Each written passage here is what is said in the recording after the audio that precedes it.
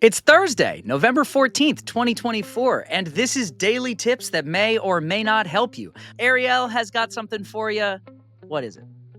This tip comes to us from Martin, who writes, a tip from my other half, Louise. So really it comes from Louise. If you use a garlic press or a garlic rocker, you can use an old toothbrush to get the leftover bits of skin out of the holes. To which I replied to him, that's actually something I've been trying to solve, so thank you, Louise. And then I realized that he was sending me a tip for daily tips that may or may not help you. I thought it was completely unsolicited. And I was like, thanks. And then I was like, oh, yes, I'll do this on the show.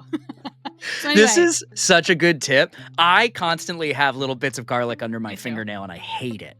Tippendales, in order to avoid the confusion that Ariel has just gone through, did you know we have a form to submit your tips to us now? You can find it on our website at dailytipspodcast.com. Head on over there if you've got tips. Send them our way. We'll shout you out if we use them on the show. Thank you in advance. Martin has a podcast, actually, and it is called Pods Like Us. So go check that out. Heck yeah, and we'll put a little link in the show notes.